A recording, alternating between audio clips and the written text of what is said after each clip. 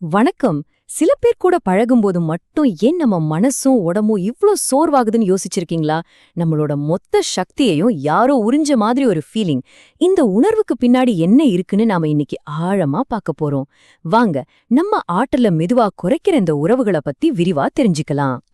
நீங்க எப்போவாச்சும் ஒரு நண்பர்கிட்டயோ இல்ல உறவினர்கிட்டயோ பேசி முடிச்சதும் உடம்புல இருந்த மொத்த சக்தியும் வடிஞ்சு போன மாதிரி உணர்ந்திருக்கீங்களா? அப்படி ஒரு அனுபவம் உங்களுக்கு இருந்தா கவலைப்படாதீங்க. இது நீங்க மட்டும் அனுபவிக்கிற ஒரு விஷயம் இல்ல. சரி வாங்க, இன்னும் கொஞ்சம் ஆழமா போலாம். இந்த ஆற்றல் காட்டேரி, அதாவது எனர்ஜி வேம்பயர்னு சொல்றாங்களே, அதுக்கு பின்னாடி இருக்கிற உண்மையான அர்த்தம் என்ன? அத முதல்ல புரிஞ்சுக்க முயற்சி பண்ணுவோம். ஒரு முக்கியமான விஷயம் என்னன்னா, இந்த ஆற்றல் காட்டேரிங்கிறது ஒரு மெடிக்கல் டயக்னோசிஸ் கிடையாது. இது ஒரு பவர்ஃபுல்லான உருவகம். அதாவது, ஒருத்தர் கூட பழகுனதுக்கு அப்புறம் நம்ம ஏன் இவ்ளோ டயர்டா ஃபீல் பண்றோம்னு புரிஞ்சுக்க இந்த வார்த்தை நமக்கு ரொம்பவே உதவுது. இங்க ஒரு ரொம்ப முக்கியமான விஷயத்த நாம கவனிக்கணும். நம்ம ஆற்றல உறிஞ்சுறவங்க எல்லாருமே வேணும்னே பண்ற கெட்டவங்க கிடையாது. பல நேரங்கள்ல அவங்களே அவங்களோட சொந்த போராட்டங்கள்ல சிக்கி தவிச்சிட்டு இருக்கலாம். அவங்களோட நடத்தை மத்தவங்கள எப்படி பாதிக்குதுங்கிறது அவங்களுக்கே தெரியாம கூட இருக்கலாம். அப்போ இந்த சோர்வு நெஜத்துல எப்படி வேலை செய்யுது? சைக்கலாஜிக்கல பார்த்தா இதுக்கு பின்னாடி 2 முக்கியமான காரணங்கள் இருக்கு. ஒன்னு, உணர்ச்சி தொற்று. எப்படி சந்தோஷம் ஒருத்தர்ட்ட இருந்து இன்னொருத்தருக்கு பரவுதோ அதே மாதிரி ஒருத்தரோட தொடர்ச்சியான நெகட்டிவிட்டியும் நம்மள தொத்திக்கும். 2வது, மன அழுத்த எதிர்வினை. இவங்க கூட பழகும்போது நம்ம மூளையில கார்டிசால்னு ஒரு ஸ்ட்ரெஸ் ஹார்மோன்ஸ் இருக்கும். அதுதான் நம்மள உடல் அளவுல சோர்வடைய வைக்குது. சரி, இந்த மாதிரியான ஒரு உறவு முறைய நாம எப்படித்தான் கண்டுபிடிக்கிறது? வாங்க, இத கண்டுபிடிக்கிறதுக்கு ஒரு சிம்பிளான 2 ஸ்டெப் டூல பத்தி பாப்போம். இந்த மாதிரியான ஒரு டைனமிக்க நாம கண்டுபிடிக்கணும்னா 2 விஷயம்தான் பண்ணணும். முதல்ல, அவங்களோட நடவடிக்கைகளை வெளியிருந்து கவனிக்கணும். அதுக்கப்புறம், அவங்க நடவடிக்கையால நமக்குள்ள என்ன உணர்வுகள் ஏற்படுதுன்னு உன்னிப்பா கவனிக்கணும். சரி, அவங்களோட சில பொதுவான நடத்தைகள கொஞ்சம் கவனிப்போமா? அவங்க எப்பவுமே மத்தவங்கள குறை சொல்லிட்டே இருப்பாங்க. நீங்க பேசுறத காது கொடுத்து கேட்காம மொத்த கான்வர்சேஷனே அவங்களே எடுத்துப்பாங்க. அவங்க வாழ்க்கையில எப்பவுமே ஒரு டிராமா ஓடிட்டே இருக்கும். அப்புறம் குற்ற உணர்வெச்சே தூண்டியே அவங்களுக்கு வேண்டியதை சாதிச்சுக்குவாங்க. ஒன்னு நல்லா ஞாபகம் வச்சுக்கோங்க, இதெல்லாம் எப்பவாச்சும் நடக்கிறதில்ல, இதுதான் அவங்களோட வாடிக்கையே. இப்ப நம்ம உணர்வுகளுக்கு வருவோம். இதுதான் ரொம்பவே நம்பகமான ஒரு கருவி. அவங்க கிட்ட பேசி முடிச்சதும் உங்களுக்கு ரொம்ப டயர்டா இருக்கா? பேசும்போதே ஒரு வித எரிச்சல் வருதா? உங்க உடம்புல ஏதாவது அறிகுறிகள் தெரியுதா? இல்ல அவங்கள பார்த்தாலே தவிர்க்கணும்னு தோணுதா?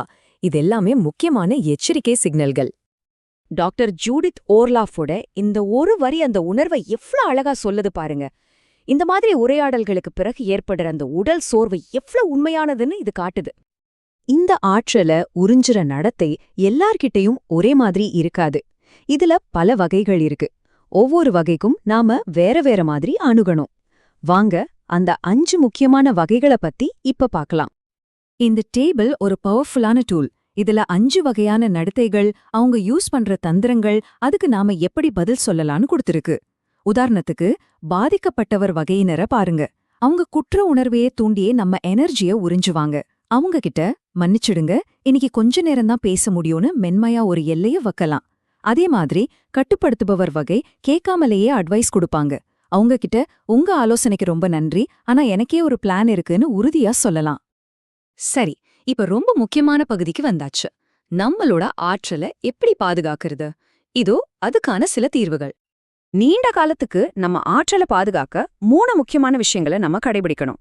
முதல்ல, தெளிவான எல்லைகளை வகுக்கணும். அதாவது முடியாதுன்னு சொல்ல பழகணும். 2வது, அவங்க கூட செலவு பண்ற நேரத்தை குறைச்சுக்கணும்.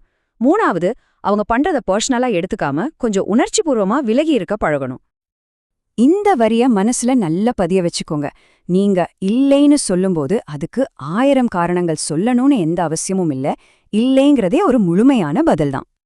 திடீர்னு இந்த மாதிரி ஒரு சோர்வான உரையாடல்ல மாட்டிக்கிட்டா என்ன பண்றது? இந்த சிம்பிளான வழிகளை யூஸ் பண்ணுங்க. ரொம்ப நாகரிகமா அங்கிருந்து நகர்றது, நேர எல்லைய செட் பண்றது, இல்லனா தேவையில்லாத விவாதத்துல இறங்க மாட்டேன்னு சொல்றது, இதெல்லாம் உடனடியா உங்களுக்கு கை கொடுக்கும். ஒரு சோர்வான உரையாடலுக்கு அப்புறம் நாம இழந்த சக்தியை திரும்ப பெறது ரொம்ப ரொம்ப முக்கியம். கொஞ்சம் தியானம் பண்றது, உங்க உணர்வுகளை ஒரு டைரியில எழுதுறது, இல்லனா உங்களுக்கு ஆதரவா இருக்கிற ஒரு நண்பர்கிட்ட பேசுறது, இதெல்லாம் உங்களை ரீசார்ஜ் பண்ண உதவும்.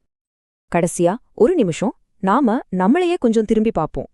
நாம மத்தவங்கள பத்தி கேட்ட அதே கேள்விகளை நமக்குள்ளேயே கேட்டு பார்க்கறது ரொம்ப அவசியம். நாம ஒரு விஷயத்த நல்லா ஞாபகம் வச்சுக்கணும். இது மனுஷங்கள முத்திர குத்துறத பத்தினதில்ல, அவங்களோட நடத்தைகளை புரிஞ்சுக்கிறத பத்தினது. இந்த மாதிரியான நடத்தைகள் நம்ம யாருக்கு வேணா எப்ப வேணா வெளிப்படலாம். அதனால சுய விழிப்புணர்வு ரொம்ப முக்கியம். இந்த கேள்விய உங்களுக்கு நீங்களே கேட்டு பாருங்க. உங்க வாழ்க்கையில இருக்கிற முக்கியமான உறவுகள் உங்களுக்கு சந்தோஷத்தையும் ஒரு நிறைவையும் தருதா, இல்ல சோர்வை மட்டும்தான் தருதா? இது 2வது முக்கியமான கேள்வி. ஒரு ஆரோக்கியமான உறவோட அடித்தளமே பரஸ்பர ஆதரவு தான். உங்க உறவுகள்ல அந்த மாதிரி ஒரு சமநிலை இருக்கான்னு உங்களை நீங்களே கேட்டு பாருங்க. கடைசியா நீங்க ஞாபகம் வச்சுக்க வேண்டிய மிக முக்கியமான செய்தி இதுதான்: உங்க நேரமும் கவனமும் உங்க உணர்ச்சிபூர்வமான ஆற்றல் தான் உங்களுடைய மிக மதிப்பு மிக்க சொத்து. அத புத்திசாலித்தனமா பாதுகாத்து உங்களுக்கு உண்மையிலேயே ஊக்கமளிக்கிற உறவுகள்ல முதலீடு பண்ணுங்க.